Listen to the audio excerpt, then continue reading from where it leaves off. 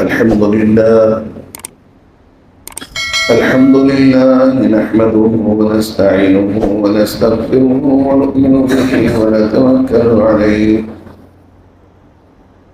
ونعوذ بالله من شرور أنفسنا ومن سيئات أعمالنا من يهده الله فلا مضل له ومن يضلله فلا هادي له وأشهد أن لا إله إلا الله وحده لا شريك له وأشهد أن سيدنا ونبينا محمدا عبده ورسوله أرسله بالحق بشيرا ونذيرا يا أيها الذين آمنوا اتقوا الله حق تقاته ولا تموتن إلا وأنتم مسلمون يا أيها الناس اتقوا ربكم الذي خلقكم من نفس واحدة وخلق منها زوجها وبث منهما رجالا كثيرا ونساء واتقوا الله الذي تساءلون به والأرحام إن الله كان عليكم رقيبا يا أيها الذين آمنوا اتقوا الله وقولوا قولا سديدا يصلح لكم أعمالكم ويغفر لكم ذنوبكم ومن يطع الله ورسوله فقد فاز فوزا عظيما أما بعد فإن خير الحديث كتاب الله وخير الهدي هدي محمد صلى الله عليه وسلم وشر الأمور محدثاتها وكل محدثة بدعة وكل بدعة ضلالة وكل ضلالة في النار وأعوذ بالله السميع العليم من الشيطان الرجيم من همزه ونفخه ونفثه الحج أشهر معلومات فمن فرض فيهن الحج فلا رفث ولا فسوق ولا جدال في الحج وما تفعلوا من خير يعلمه الله وتزودوا فإن خير الزاد التقوى واتقون يا أولي الألباب وقال النبي صلى الله عليه وسلم من حج فلم يرفث ولم يفسق رجع كيوم ولدته أمه. برادران اسلام، نوجوانان اسلام اور سننے والی پردہ نشین خواتین اسلام، اللہ ہی کے لیے ہر قسم کی حمد و ثنا ہے، اسی کے لیے بڑائی ہے، اسی کے لیے کبرائی ہے۔ وہ ہماری زندگی اور موت کا مالک ہے، ہمارے رزق و روٹی کا مالک ہے، اور وہی پوری کائنات کو اپنے حکم سے، اپنے اذن سے چلا رہا ہے۔ ہم سب اسی کے حقیر غلام اور بندے ہیں، وہ ہمارا معبود برحق ہے۔ بعد ازاں لاکھوں کروڑوں کی تعداد میں آخری نبی محمد الرسول اللہ صلی اللہ علیہ وسلم پر درود و سلام نازل ہو جیو۔ میرے بھائیوں، یہ ماہ ذی قعدہ جو حجاج کرام کے یعنی عازمین حج کی روانگی کا مہینہ، اس مہینے میں دنیا کے کونے کونے سے، چپے چپے اور گوشے گوشے سے ہر قسم کے افراد، ہر علاقے کے افراد اللہ کے اس بلاوے پر لبیک کا نعرہ بلند کرتے ہوئے اس کے گھر کی طرف روانہ ہوتے ہیں۔ کوئی پیدل چل کر جاتا ہے، کوئی ہوا میں اڑ کر جاتا ہے، کوئی پانی کے راستے سے جاتا ہے۔ دنیا کے ہر کونے سے ایک ہی مرکز میں جمع ہوتے ہیں۔ وہ اسلامی ارکان کا آخری رکن ہے، یہ حج۔ اسی لیے صحیح حدیث میں اللہ کے نبی صلی اللہ علیہ وسلم نے جو بیان فرمایا، صحیح بخاری مسلم کی روایت ہے، بنی الاسلام علی خمس، شہادت اللہ الہ الا اللہ وان محمد رسول اللہ واقام الصلاۃ وایتاء الزکاۃ والحج وصوم رمضان۔ ان 5 ارکان میں سے اہم رکن، آخری رکن جس کی ادائیگی بندہ مومن کرتا ہے وہ حج ہے۔ اس کے بعد اگر وہ صاحب استطاعت ہے، اس حج کو مکمل ادا کرتا ہے تو وہ کامل مومن کہلاتا ہے، اس نے سارے ارکان کو ادا کر دیا۔ اسی لیے حج جو ہے فرض ہے اس شخص پر جو استطاعت رکھتا ہے۔ آپ صلی اللہ علیہ وسلم نے فرمایا، یا ایھا الناس ان اللہ قد فرض علیکم الحج فحجوا، اے لوگوں تم پر اللہ نے حج کو فرض کیا ہے، تم حج کرو۔ تو اقرا بن حابس ایک صحابی ہیں، اٹھ کر کھڑے ہوئے، کہنے لگے اللہ کے نبی افی کل عام یا رسول اللہ، کیا ہر سال ہم پر حج فرض ہے؟ اب خاموش رہے۔ پھر دوبارہ پوچھا، پھر آپ خاموش رہے۔ پھر تیسری مرتبہ پوچھنے پر آپ نے فرمایا لئن قلت لوجبت ولم استطعت، اگر میں کہتا ہاں، لو قلت نعم، اگر میں کہتا ہاں ہر سال فرض ہے تو وہ فرض ہو جاتا، واجب ہو جاتا ہر امتی پر، ولم استطعتم، پھر اس کے بعد تم استطاعت رکھنے کے باوجود بھی، طاقت رکھنے کے باوجود اس فرض کو مکمل طریقے سے ادا نہیں کر پاؤ۔ سبحان اللہ، اسلام کا یہ رکن دیکھیے کتنا اہم ہے، ہر ایک شخص پر واجب نہیں ہے، فرض نہیں ہے۔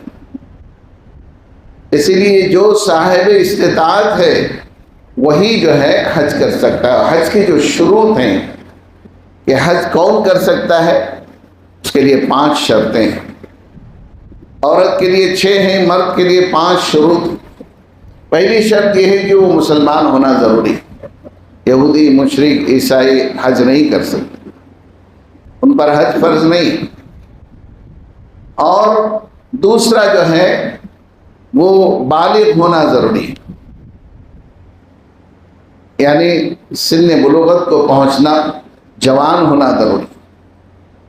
اور تیسرا عاقل ہونا ضروری، یعنی وہ مجنون اور پاگل بے ہوش نہیں ہے، عقل مند ہے، اس کی عقل صحیح سالم ہے، وہی حج کر سکتا ہے۔ دیوانہ اور پاگل مجنون جو ہے حج نہیں کر سکتا۔ بالغ اگر کوئی چھوٹا بچہ بھی ماں باپ کے ساتھ حج کر رہا ہے تو اس کا حج تو ادا ہو جائے گا، لیکن اس کا فرض ثابت نہیں ہوگا، کیونکہ فرض بالغ ہونے کے بعد وہ صاحب استطاعت ہوتا ہے تو پھر اس کو دوبارہ حج کرنا پڑتا ہے۔ بچپن میں اگر کوئی بچہ بالغ ہونے سے پہلے حج کرتا ہے تو اس کا حج ثابت نہیں ہوتا۔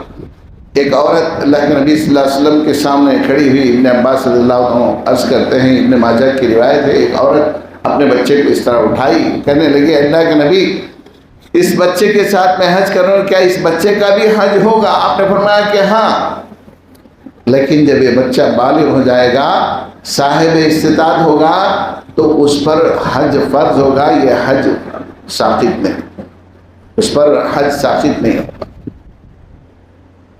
اس صاحب استطاعت تیسری جو ہے شرط کیا ہے، وہ جو ہے چوتھی شرط جو ہے صاحب استطاعت۔ اور دیکھیے صاحب استطاعت کے تعلق سے صحابہ نے پوچھا، جو سورہ بقرہ آیت نمبر 97 میں اللہ نے فرمایا وَلِلَّهِ عَلَى النَّاسِ حِجُّ الْبَيْتِ مَنِ اسْتَطَاعَ إِلَيْهِ سَبِيلًا۔ استطاعت کسے کہتے ہیں؟ صحابہ نے پوچھا معنی، اس کا معنی پوچھا صحابہ نے۔ دیکھیے تشریح کون کرے؟ رسول فرمایا استطاعت کسے کہتے ہیں؟ الزاد والراحلہ فرمایا، یعنی آپ کو اپنے گاؤں سے نکل کر دوبارہ واپس آنے تک کا توشہ یا آپ کے پاس رقم اتنی ہونی چاہیے. زاد راہ ہونا، یہاں سے نکل کرے وہاں جا کے بھیک مانگے ایسا نہیں، پورا زاد راہ ہونا، جانے سے لے کر دوبارہ واپس آنے تک اتنے دنوں کا آپ کے پاس رخت سفر، زاد سفر ہونی چاہیے. اور اس کے بعد اللہ کے نے فرمایا الراحلہ، نہیں سواری بھی ہونا. تو زاد سفر اور سواری یہ دونوں اگر ہیں اور پھر وہ جسمانی طاقت رکھتا ہے تو وہ حج کے لیے جا سکتا ہے. جسمانی طاقت بھی ہونا ضروری ہے. اگر جسمانی طاقت نہیں ہے تو وہ حج کرنے کے قابل نہیں. ایک عورت آئی پیغمبر صلی اللہ علیہ وسلم کے پاس، کہنے لگی اے اللہ کے نبی، حجۃ الوداع کے موقع پر میرے والد بیمار ہیں، وہ اونٹ پر سوار نہیں ہو سکتے، طاقت نہیں ہے ان کے پاس، کیا میں اپنے والد کی جانب سے حج کر سکتی ہوں؟ آپ نے فرمایا ضرور، حجی عنہ، اس کی طرف سے آپ حج کر سکتے ہیں. ایک دوسرے صحابی لبیک ان شبرما کا لفظ استعمال کر رہے تھے. ایک صحابی شبرما نامی ایک صحابی، شبرما کے تعلق سے ایک صحابی حج کر رہے. پیارے نبی صلی اللہ علیہ وسلم نے جیسے ہی لبیک ان شبرما کہا کہ شبرما کی طرف سے میں حج کر رہا ہوں، آپ صلی اللہ علیہ وسلم نے پوچھا کیا تم نے پہلے حج کیا ہے؟ کہا کہ نہیں. تو حج عن نفسک ثم حج عن اخیک، پہلے تم اپنا حج کرو پھر اس کے بعد اپنے بھائی کا حج کرو. تو حج بدل، اب سمجھیے بعض لوگ یہاں سے سفر پر جا کر دوبارہ واپس آنے کی طاقت نہیں رکھتے. جسمانی مالی طاقت ہے، جسمانی طاقت نہیں ہے تو ان کو کیا کرنا چاہیے؟ کسی ایسے شخص کا انتخاب کرنا جو حج کر چکا، بیٹا ہے، بھائی ہے. عورت بھی کر سکتی ہے، شوہر کے بدلے میں عورت بھی جو ہے شوہر کا یا باپ کا جو ہے حج بدل کر سکتی. عورت کا بھی حج بدل مرد کر سکتا ہے، جیسے ماں کا حج بدل بیٹا کر سکتا ہے، بیوی کا حج بدل جو ہے شوہر بھی کر سکتا ہے. حج بدل کے لیے کوئی شرط نہیں ہے، صرف ایک شرط ہے، وہ شرط یہ ہے کہ پہلے وہ حج کر چکا ہو. آپ صلی اللہ علیہ وسلم نے ان کو حکم دیا کہ تم پہلے اپنا حج کرو پھر اس کے بعد شبرما کی طرف سے حج کرو. تو میرے بھائیو، عورت کے لیے اس میں محرم کا ہونا ضروری. اور آخری بات کیا ہے؟ امن اور جانے تک کا اور واپس آنے تک کسی بھی قسم کا جو ہے جنگ نہ ہو، ایسے حالات نہ ہو. تو وہ بھی ایک شروط میں سے ایک شرط ہے کہ امن اور سکون ہو. آپ جانے سے آنے تک آپ کی جان کا خطرہ، آپ کی جان کو خطرہ نہ ہو تو آپ جو ہے حج کے لیے جا سکتے ہیں. عورت کے لیے اللہ کے نبی صلی اللہ علیہ وسلم نے فرمایا لا تسافرن امرأۃ، یعنی کوئی بھی عورت، لا یحل لامرأۃ تسافر ثلاثا الا ومعها ذو محرم، کوئی بھی عورت 3 دن کا سفر کرتی ہے اس کے لیے جائز نہیں ہے مگر وہ اپنے محرم کے ساتھ سفر کرے. 3 دن کا سفر اگر وہ کرتی ہے تو محرم کے بغیر اس کو سفر کرنا جائز نہیں ہے. بہت سارے لوگ، عورتیں بغیر محرم کے سفر کرتی ہیں، وہ ان کے لیے جائز نہیں ہے. میرے بھائی، محرم کا ہونا، یعنی محرم کا مطلب جس کے ساتھ رشتہ کرنا، جس کے ساتھ نکاح کرنا حرام ہے اس کو محرم کہتے ہیں. غیر محرم جس کے ساتھ نکاح کیا جا سکتا ہے اس کو غیر محرم کہتے ہیں. تو محرم کا مطلب ہے کہ بیٹا ہو ساتھ، یا بھائی ہو، یا باپ ہو اس کے ساتھ، یا شوہر ہو. یہ جو محرم رشتے ہیں ان کے ساتھ ہی عورت سفر کر سکتی ہے. آج کل بعض لوگ جو ہے پتہ نہیں کہاں سے مسائل لے کر آتے ہیں، عورتوں کے ساتھ بھی ہم بھیج سکتے ہیں. تو ایسا عورت اپنے محرم کے بغیر 3 دن سے زیادہ وہ سفر نہیں کر سکتی، یہ باقاعدہ ممنوع ہے. تو بہرحال میرے بھائیوں، اللہ تعالیٰ یہ جو ہے حج کے لیے ضروری باتیں ہیں۔ اس کے بعد اللہ کے نبی صلی اللہ علیہ وسلم نے مختصر میں آپ کے سامنے ذکر کیے دیتا ہوں، جو لوگ حج کو جاتے ہیں وہ کتنے خوش قسمت انسان ہیں، یعنی اتنے کروڑوں لوگوں میں سے اللہ تعالیٰ ان کا نام منتخب کرتا ہے، اس کے لیے پوری تیاری ہوتی ہے اور اپنے پاس بلا لیتا ہے۔ اسی لیے اللہ، میں نے جو آیت سورہ بقرہ کی 197 والی آیت پڑھی کہ الحج اشہر معلومات، حج کے جو مہینے مشہور مہینے ہیں وہ سب کو معلوم ہے اور یہ مقررہ مہینے ہیں۔ فمن فرض فیہن الحج، جو بھی ان مہینوں میں حج کو لازم کر لے، فلا رفث ولا فسوق ولا جدال۔ یہ اہم 3 باتیں یاد رکھیں۔ حج کو جو لوگ بھی جا رہے ہیں، عازمین حج کے لیے میں خاص بات یہ عرض کرنا چاہتا ہوں، اللہ تعالیٰ اچھی طرح جانتا ہے ہمارا نفس کیسا ہے، ہماری طبیعت کیسی۔ فمن فرض فیہن الحج فلا رفث ولا فسوق ولا جدال، یہ 3 باتیں حاجی کو، عازم حج کو یاد رکھنا چاہیے۔ پہلی بات، اپنے ساتھ اگر بیوی سفر کر رہی ہے تو اس کے ساتھ وہ ہم بستری نہیں کر سکتا ہے، یعنی اس سے ملاقات نہیں۔ رفث کے معنی بیوی سے ملاقات، فلا رفث یعنی احرام باندھنے کے معاملہ کے بعد کا معاملہ ہے۔ ولا فسوق، کوئی گناہ کا کام نہیں کر سکتا۔ فسوق میں یہ سارے، یعنی نماز کا چھوڑنا یا گندی باتیں کرنا، یہ ساری باتیں فسوق میں آ جاتی ہیں، گناہ میں شامل۔ کوئی بھی گناہ نہیں کر سکتا وہ احرام باندھنے کے بعد۔ اور اس کے بعد ولا جدال، یہ 2 باتیں تو اپنی جگہ ٹھیک ہیں، اس کو تو برداشت کرتے۔ تیسری بات جو ہے جدال کی، یعنی لڑائی جھگڑا، اور وہاں بہت زیادہ صبر کرنا پڑتا، بار بار لڑائی جھگڑے کے مواقع آتے ہیں۔ اللہ دیکھیے کیسا خالق و مالک ہے، وہ ہماری طبیعتوں کو جانتا ہے۔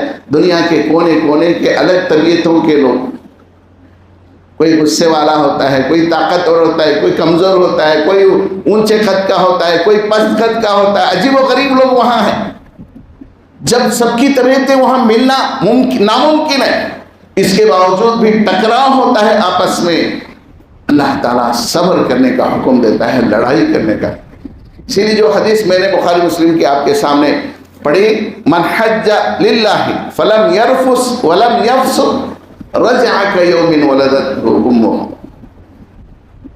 جو شخص اللہ کے لیے حج کرتا ہے، کوئی بیہودہ کام نہیں کرتا، کوئی گناہ کا کام نہیں کرتا، تو ایسا شخص حج سے جب واپس ہوتا ہے، اس کی حالت ایسی ہوتی ہے جیسے وہ ابھی ماں کے پیٹ سے پیدا ہو، اس پر کوئی گناہ نہیں، یعنی گناہ پوری طریقے سے مٹ جاتے ہیں۔ تو میرے بھائیوں، میں خاص طور پر عازمین حج اگر سنیں گے انشاءاللہ، ان کے لیے میں خاص بات یہ ذکر کرنا چاہتا ہوں، آپ اتنے لاکھ روپے خرچ کر کے وہاں جاتے ہیں، وہاں کسی بھی قسم کی لڑائی نہیں کرنا چاہیے، صبر کا پیکر مجسم بننا چاہیے۔ شیطان کے بار بار بہکاوے آتے ہیں، کیونکہ ہم اور آپ جانتے ہیں کہ عورت نقاب نہیں ڈال سکتی، دستانے، ہاتھ کے دستانے پہن نہیں سکتی احرام کے بعد۔ مرد کا سر کھلا رہتا ہے، عورت کا صرف چہرہ اور اس کے ہاتھ اور اس کے پیر کھلے رہتے ہیں، باقی وہ سلے ہوئے کپڑے پہن سکتی ہے۔ مرد بغیر سلے ہوئے کپڑے پہن کر ایک تہبند اور ایک چادر، یہ 2 ہی کپڑے ہوتے ہیں، وہ بھی بغیر سلے ہوئے ہوتے ہیں۔ وہ جوتا بھی نہیں پہن سکتا، ٹخنے کو کھلا رکھنا پڑتا ہے۔ احرام باندھنے کے بعد یعنی سر ہمیں پورا ارکان ادا ہونے تک سر کھلا ہی رہنا ہے۔ میں نے دیکھا، افسوس کا مقام یہ ہے کہ ہم لوگ جو ہے ایک بڑا رکن ادا کرنے کے لیے جاتے ہیں۔ میں اپنے آنکھوں سے دیکھی ہوئی بات آپ کے سامنے ذکر کرتا ہوں۔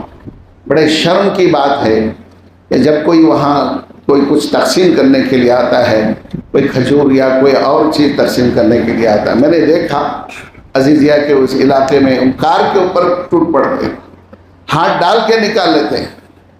یعنی آپ حاجی ہیں، حج کے لیے گئے ہیں، اتنی غیرت مر گئی کہ جو آدمی دے رہا ہے اس کو آپ لے رہے ہیں، ٹھیک ہے وہ تقسیم کر رہا ہے، لیکن اس کے اوپر ٹوٹ پڑنا، چھین لینا، یہ ہمارے بر صغیر ہندوستان پاکستان ادھر کے لوگ جو ہیں اتنی بدتمیزی کرتے ہیں۔ دیکھ کر میں نے ایک صاحب سے کہا آپ اتنے پیسے، آپ دیکھنے سے آپ کا لباس بہتر ہے، اچھے لباس پہن کر آئے ہیں اور اس طرح چھین رہے۔ دیکھیے اتنا بڑے کام کے لیے گھٹیا حرکت کرتے ہیں، یہ میں خاص بات بول رہا ہوں۔ ہاں جی، اتنا بڑا کام اتنے پیسے خرچ کر کے وہاں جاتا ہے اور پھر اتنی گھٹیا حرکت کرتا ہے، اور جگہ جگہ مینا کے میدان میں بھی لڑائی، اور ایک باکس میں دیکھا آنکھوں سے، کھانا آیا چھوٹے چھوٹے باکس میں تھا، وہ جو لانے والا تھا اس کے سر پر سے نیچے گرا دیے، اور جب ڈالے تو پورے جو ہے پاکٹ پھٹ گئے اور سب ایک کے اوپر ایک پڑے۔ تو صبر کا نام و نشان ہے میرے بھائیوں۔ مائی ہاجرہ کو یاد کیجئے، اسماعیل علیہ السلام کو تو وہاں یاد کرتے ہیں، صفا مروہ کے درمیان میں مائی ہاجرہ اپنے پیروں کو زخم کر کے پیروں سے خون نکل رہا تھا اپنے بیٹے کی جان کے بچانے کے لیے، اتنی دوڑ دھوپ کی، اور وہاں ہم تو صحیح کرتے۔ ابراہیم علیہ السلام کیسی قربانیاں دیے، ہم اتنی عزت کو بیچ دیتے ہیں، بے غیرت ہو جاتے ہیں، بات بات پر لڑائیاں آپ نے دیکھا ہوگا۔ تو یہ خاص بات میں اس لیے ذکر کر رہا ہوں کہ آپ اتنی دور سے اتنی محنت کے ساتھ، اتنی جتن کے ساتھ، اتنے رشتہ داروں کی دعاؤں کے ساتھ اتنا بڑا سفر کر رہے ہیں، اور وہاں جا کر غیرت کو، عزت کو بیچ رہے ہیں، ایمان کو بیچ رہے ہیں۔ یہ انتہائی افسوس ہے، ایسے گھٹیا حرکت کبھی نہیں کرنا۔ میں نے سب جگہ دیکھا کہ لوگ اتنے گر جاتے ہیں، کوئی بھی وہاں عرب کے لوگ اپنے پسند سے کوئی چیز تقسیم کرتے ہیں، ٹھیک ہے، لیکن ہم کو ذرا عزت و احترام سے کام کرنا ہے۔ مساجد کے اندر بھی وہی معاملہ ہے اور روڈوں کے اندر بھی وہی معاملہ ہے میرے بھائیوں۔ تو دیکھیے اللہ تعالیٰ نے جو فرمایا کہ لڑائی جھگڑا وہاں نہیں کرنا، اور لڑائی جھگڑے سے آگے چل کر ان کا حج بھی فاسد ہو سکتا ہے، اور بہت خطرناک موڑ آتے ہیں بعض موقعوں پر کہ ہم کو صبر کرنا پڑتا ہے اور اپنے آپ کو برداشت کرنا پڑتا ہے۔ پھر دیکھیے پیارے نبی صلی اللہ علیہ وسلم نے یہ جو حج ہمارا جو ادا ہوتا ہے، ہمارے پچھلے سارے گناہ معاف ہو جاتے ہیں، ایک دم آدمی دھل کر آتا ہے میرے بھائیوں، پاک و صاف ہو کر آتا ہے۔ حضرت عمرو بن العاص رضی اللہ تعالیٰ عنہ نے نبی صلی اللہ علیہ وسلم کے پاس آپ کی خدمت میں حاضر ہوئے اور اسلام لانا چاہتے تھے، آپ کے ہاتھ پر بیعت کرنا چاہتے تھے، آپ ہاتھ بڑھائے، لیکن عمرو بن العاص بڑے ذہین و فطین، جن کو ارطغرل العرب کہتے، وہ اپنا ہاتھ پیچھے کھینچ لیے۔ پھر پیارے نبی صلی اللہ علیہ وسلم نے فرمایا کیا عمر، کیا بات ہے کہ آپ اسلام لانا نہیں چاہتے، اسلام قبول کرنا نہیں چاہتے؟ صحابی نے کہا کہ اللہ کے نبی میں نے بڑے بڑے گناہ کیے ہیں، کیا اسلام لانے کے بعد میرے سارے گناہ معاف ہو جائیں گے؟ یہ میری شرط ہے۔ تو اللہ کے نبی نے فرمایا اما تعلم یا عمر ان الاسلام يهدم ما كان قبل وان الهجرة تهدم ما كان قبلها وان الحج يهدم ما كان قبله۔ کیا عمر تم یہ نہیں جانتے کہ اسلام جو شخص لاتا ہے اس کے پچھلے سارے گناہ معاف ہو جاتے ہیں، اور جو آدمی اپنے وطن کو چھوڑ کر کسی دوسرے وطن کی طرف جاتا ہے جہاں اپنے دین کی حفاظت کے لیے، ایمان کی حفاظت کے لیے، دنیا طلب کے لیے نہیں، دنیا کو حاصل کرنے کے لیے، تو ایسے شخص کی ہجرت جو مقدس ہجرت ہے، وطن کو چھوڑنا ہے، اس کے بھی پچھلے سارے گناہ معاف ہو جاتے ہیں، مہاجر۔ اور اسی طرح حج جس کا ہوتا ہے اس کے بھی پچھلے سارے گناہ معاف۔ سبحان اللہ، صحیح بخاری مسلم کی روایت، مشہور روایت ہے کہ الحج المبرور لیس له جزاء الا الجنہ۔ حج مقبول، مبرور سے مراد وہاں مقبول حج، جنت کے سوا کوئی بدلہ نہیں۔ تو حاجی جب بھی لبیک کہتا ہے، آپ لبیک کے کلمات کا معنی سنا دیتا ہوں، میں اپنی بات کو ختم کرتا ہوں۔ لبیک اللہم لبیک، اے اللہ میں حاضر ہوں، اے اللہ میں حاضر ہوں۔ لبیک لا شریک لک لبیک، اے اللہ میں حاضر ہوں، تیرا کوئی شریک نہیں، اے اللہ میں حاضر ہوں۔ ان الحمد والنعمت لک والملک، تین باتیں ذہن میں رکھیں۔ بندہ کہتا ہے تمام تعریفیں، تمام نعمتیں، ہر قسم کی سلطنت تیری ہے، نعمتیں بھی تیری ہیں، حمد بھی تیرے لیے ہے، اور ساری سلطنت بادشاہت سب تیرے لیے ہے۔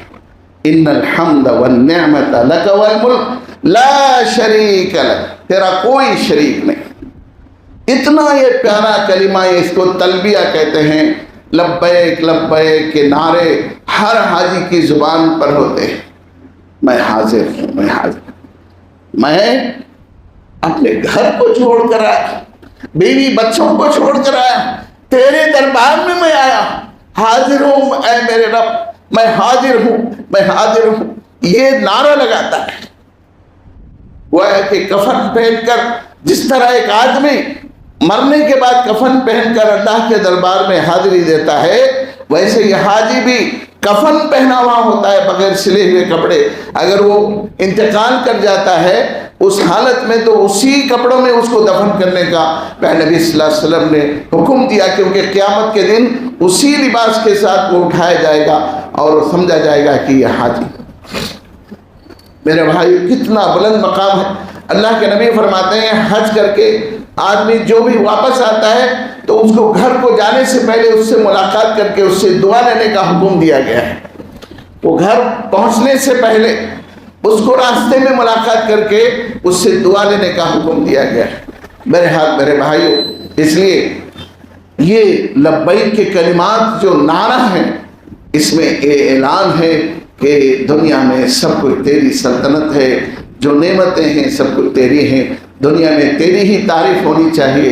اے مولا، تیری عبادت میں کسی کو ہم شریک نہیں ٹھہراتے، تو اکیلا ہے، لا شریک۔ یہ نعرہ مار کر بھی، یہ نعرہ بلند کر کے بھی ہم لوگ شرک میں مبتلا ہوتے ہیں، اس سے بڑی بد نصیبی کی بات کیا ہوتی ہے۔ تو آئیے میرے بھائیوں، میں خاص طور پر عازمین حج کو یہ پیغام دینا چاہتا ہوں، آپ اپنی نیت کو خالص کر لیجئے۔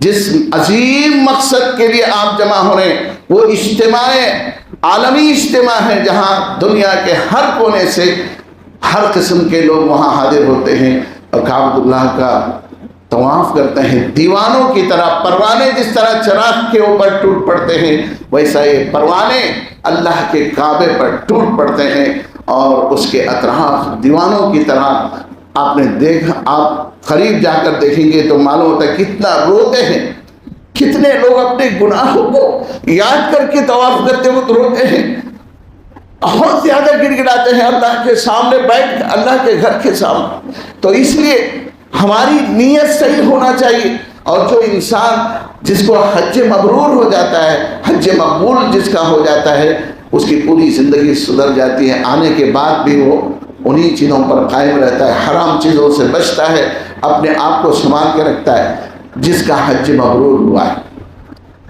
بہرحال اللہ سے دعا کیجیے کہ اللہ تعالیٰ سب سے پہلے مجھے اور آپ کو ان باتوں پر عمل کی توفیق عطا فرمائے۔ بارک اللہ لنا فی القرآن المجید ونفعنا وإياكم بالآیات والذکر الحکیم، انہ تعالیٰ جواد کریم بر رؤوف رحیم۔